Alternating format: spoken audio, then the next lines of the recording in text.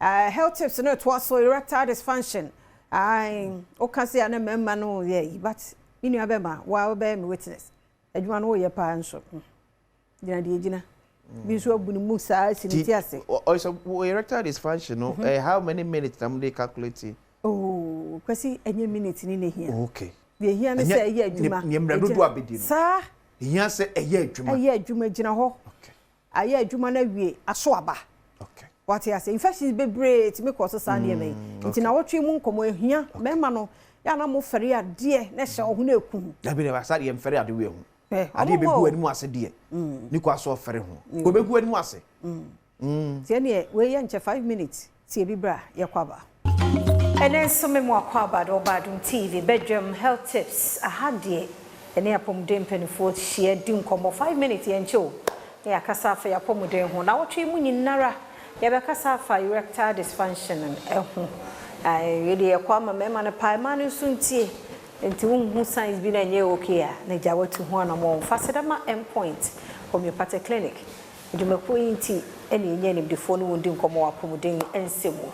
Every bia how wadua yenko endpoint ho na wo yes scanning free di ama mema no prostate no as ya kasa meka tedok ontwam because abeye nwom e wo ma so ndi o mfa ho na wonje o musika sa de otwie ha obehu so mfa so be scanning free mema no smo umeye free da so de bia ba dog yo phone number no ne ne nkasa na ye ne doctor du boatin ene wa ha dog ya na se ye mo akwaba erectile dysfunctioning ehun komodi yedi na wotwi mo anu your condition there yaka say erectile dysfunction na ye pa kire said ye bema ahoden esitie ewo mpemu enti esun bia na se de sie ne fa bema bi ho a ne bema no ebetimi apagya epagya enche na atofom obi wo kra no ade na yakra kese ne se woni ne yire no na ho kafo egusu a omo ye no a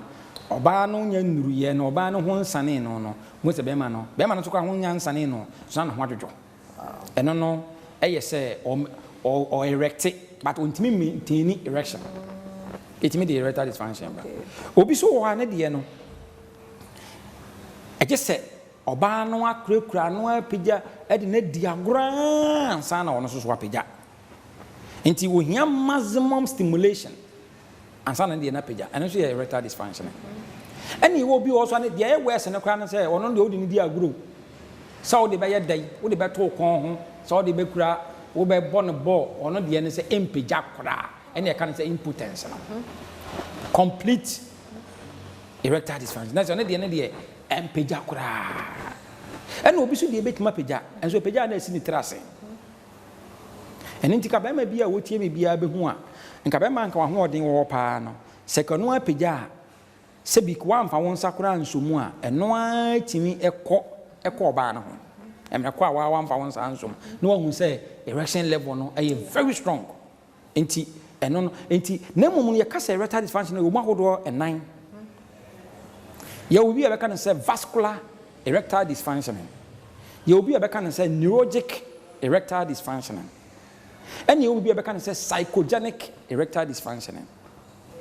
So what I say, inti vascular erectile dysfunction, psychogenic, neurologic erectile dysfunction.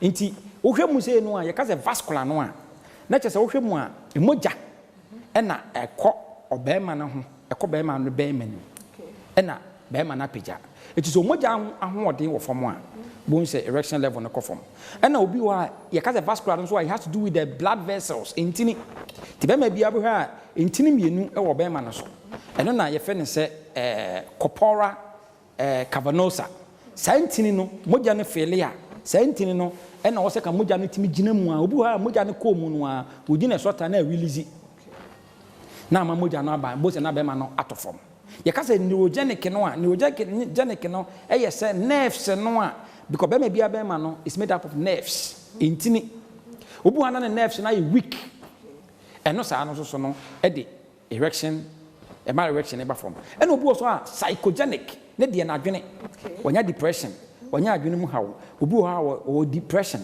obi o ha wona na yire kwa relationship problem ɛno so no sa adwene ni so a ɛno so ɛkora so etimi ma awɔden so ɛba form enti yɛka sɛ erectile dysfunction na these are the various types of erectile dysfunction and yɛka sɛ the erectile dysfunction so no so na match definition of it no endpoint homeopathic clinic yɛwɔ nkrabata bebree obi okuma ase takrade techiman tema enzama eziama ɛne yɛwɔ bi so wɔ spintex shell signboard for number yi so endpoint homeopathic clinic obetumi anya yɛwɔ 0244 86 70 68 0244 86 70 68. Yeah, that's it, Dr. Dubois. Now, telling Kano, Otuna, Brekro, yeah, or down Makayahu, na yam twasso, ferry, memano, or the ferries are not there, no, I did bay. It's your Kayahonian twas uncommon, so 5 minutes near ye. What's now come, what you are, ever say, share.